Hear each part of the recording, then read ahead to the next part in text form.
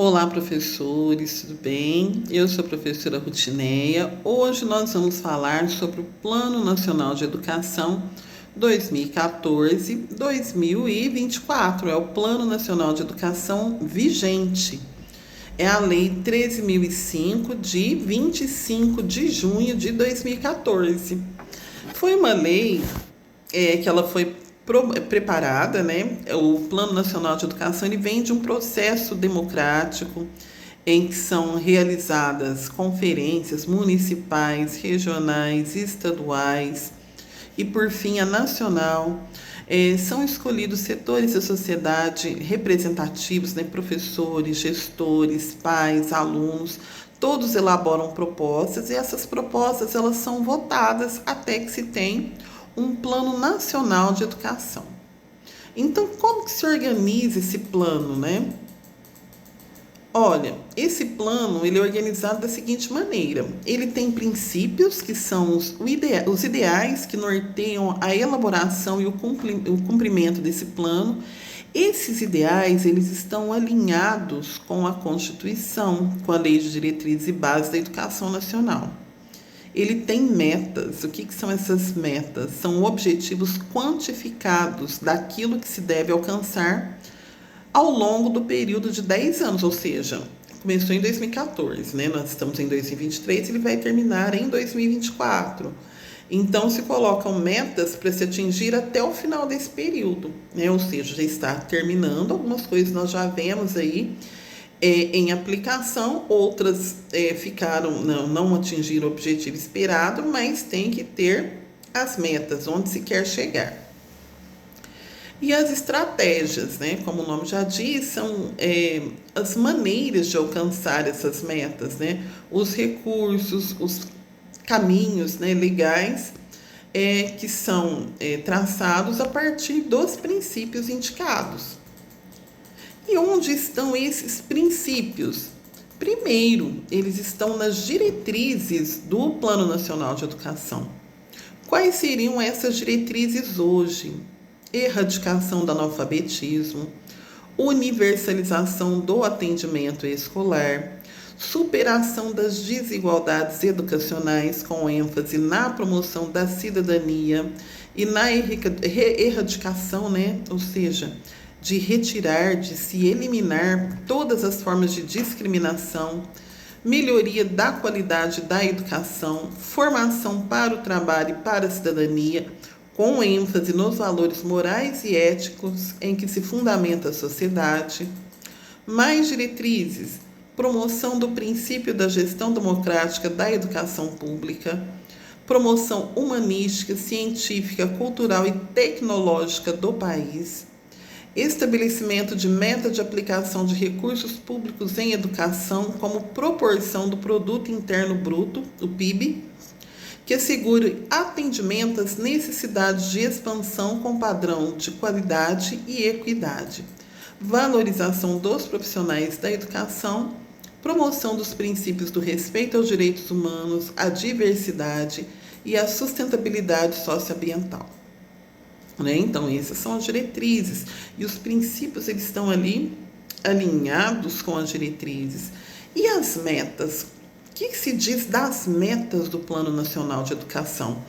Então, as metas previstas, elas têm como referência a Pesquisa Nacional por Amostra de Domicílios, a PNAD, o Censo Demográfico e os Censos Nacionais da Educação Básica e Superior mais atualizados, disponíveis na data da publicação da lei, ou seja, em 2014. Então, todas essas metas, elas são elaboradas em cima de dados de pesquisa. Elas não são aleatórias, né? Então, vocês vão ver lá, vamos elevar em 50% o número de vagas em creches. Então, já se tem um dado de que é necessário essa ampliação. Não são aleatórios, porque pode-se tanto pedir o que já não é necessário, como se solicitar algo que não atinja a necessidade. E sobre essas metas também, essa questão das fontes de pesquisa, que são o censo, a PNAD, o poder público buscará ampliar o escopo das pesquisas com fins estatísticos de forma a incluir informação detalhada sob o perfil das populações de 4 a 17 anos com deficiência. Ou seja, tem-se uma obrigatoriedade do poder público com a população de 4 a 17 anos, que geralmente é a população que vai da pré-escola ao ensino médio, e ele precisa apurar os dados a respeito da população dessa faixa etária com deficiência, porque cada vez mais o nosso Sistema Nacional de Educação ele se torna inclusivo. Mas essas metas, né? Elas têm objetivos, elas têm estratégias, elas têm números que precisam ser alcançados, mas quem que vai apurar se isso realmente está sendo realizado? Ou seja, o monitoramento ele é feito pelo Ministério da Educação, pela Comissão de Educação da Câmara dos Deputados e Comissão de Educação, Cultura e Esporte do Senado Federal, pelo Conselho Nacional de Educação e pelo Fórum Nacional de Educação. São órgãos nacionais, porque eu estou tratando de um plano nacional.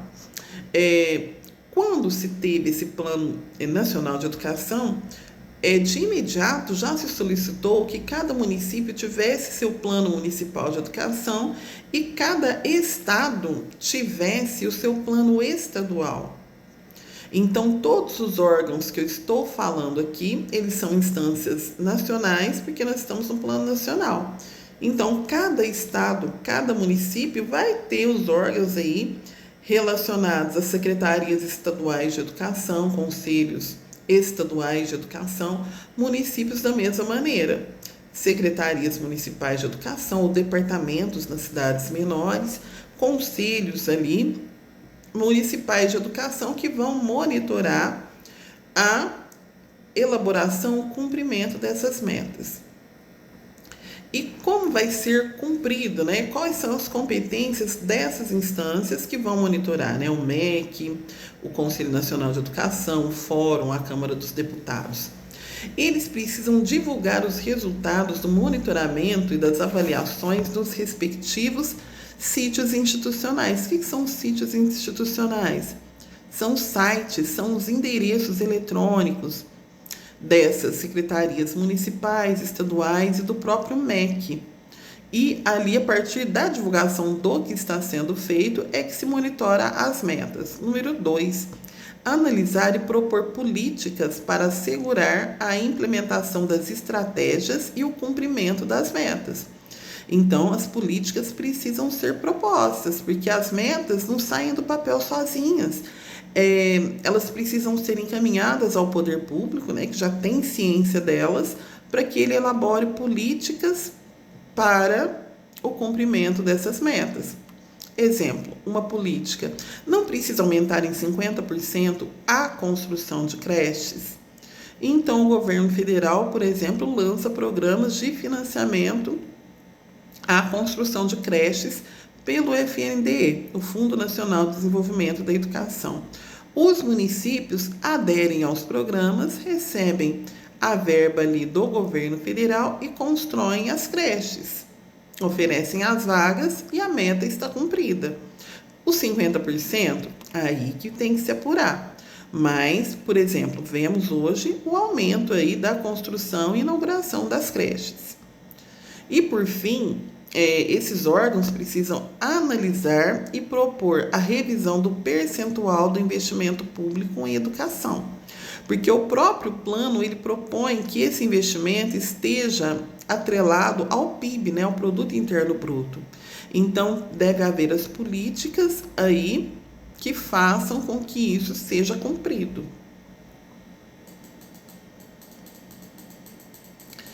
E com respeito, né, às características socioculturais e linguísticas, como que esse plano se posiciona? Porque nós falamos até agora das questões políticas, agora a gente já vai entendendo um pouco dessa relação com o ser humano que está no Sistema Nacional de Educação.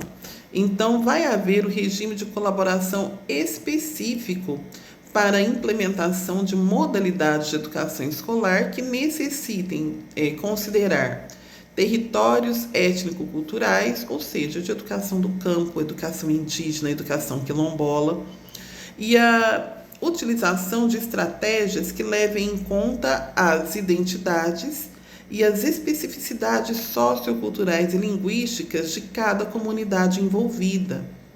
Ou seja, eu citei 3 comunidades aí que são modalidades de ensino diferenciadas devido às suas características: campo, indígena, quilombola.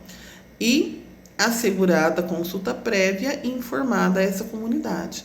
Ou seja, que todas as medidas que forem tomadas devem ser com a anuência, com a concordância dessas comunidades, que estão geralmente fora de alocações urbanas, né? E como que esses entes federados, quem são os entes federados? A União, o Estado, o município. Eles vão formular estratégias que assegurem a articulação das políticas educacionais com as demais políticas sociais, particularmente as culturais, né? E outras também. Sabemos que a educação precisa muito da articulação com a saúde, com a assistência social, sistema de garantias de direitos. Então, esse plano só se implementa se tiver essa intersetorialidade. Estratégias que considerem as necessidades específicas das populações do campo, comunidades indígenas e quilombolas, como já citamos, asseguradas a equidade educacional e a diversidade cultural. Então, o Plano Nacional de Educação ele precisa respeitar essa diversidade que ela já é garantida em outras legislações. 3. Estratégias que garantam o atendimento das necessidades específicas na educação especial, assegurando o Sistema Nacional Educacional inclusivo em todos os níveis, etapas e modalidades. Então, em todas as etapas da educação, deve-se priorizar o movimento de inclusão das pessoas com deficiência, transtornos globais do desenvolvimento e altas habilidades, que são o público-alvo da educação especial. 4. Promovam a articulação interfederativa na implementação das políticas educacionais. O que é um interfederatismo, né? Cada estado é uma unidade da federação. Então, lá no nosso RG está escrito o F, no meu caso, Estado de São Paulo. Então, tem que ter uma articulação entre os estados para que a política educacional seja cumprida, já que o plano é nacional. E o que o Sistema Nacional de Avaliação vai agregar nessa questão do Plano Nacional?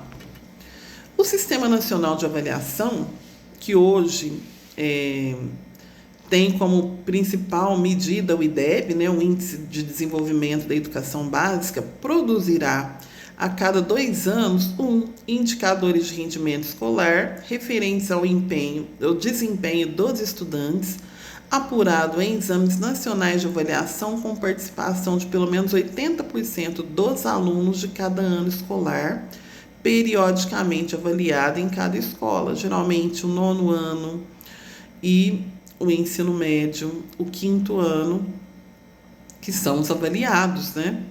De onde sai a nota do IDEB, no final de cada ciclo.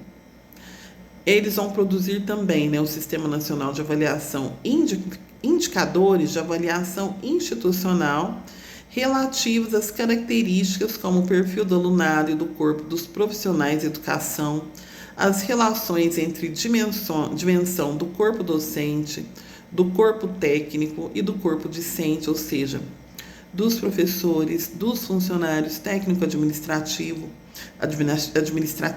e dos alunos, da infraestrutura das escolas, dos recursos pedagógicos disponíveis e os processos de gestão, entre outras relevantes, né? Então, sabe aquele questionário que os meninos respondem depois da prova Brasil, depois da prova Saresp? Eles dão a dimensão da instituição. Então, isso é o que será tabulado aqui pelo Sistema Nacional de Avaliação, né? E eles vão dar a medida, a nota da escola, além da nota das provas do fluxo escolar. Sobre avaliação, o que se diz, né, aqui? Cabem ao INEP, né, que é um instituto de medida, aí, a elaboração do cálculo do IDEB e dos indicadores, medida no sentido, assim, de dar a dimensão, a mensuração aí desses processos de aprendizagem e de avaliação da instituição. Então, a avaliação do desempenho dos estudantes em exames poderá ser diretamente realizada pela União, né, por meio da contratação de empresas profissionais ou mediante acordo de cooperação pelos estados, distrito e Distrito Federal, dos respectivos sistemas de ensino de seus municípios, caso mantenham sistemas próprios de avaliação do rendimento escolar. Então, tanto pode ser organizada pela própria União, pelo Ministério da Educação, como ele repassar essa tarefa para os estados e Distrito Federal, especialmente no que se refere, né, às escalas de proficiência e ao calendário da avaliação, que precisa ser adequado a cada região, ficando difícil aí para a União se organizar, não é, para conhecer esse calendário.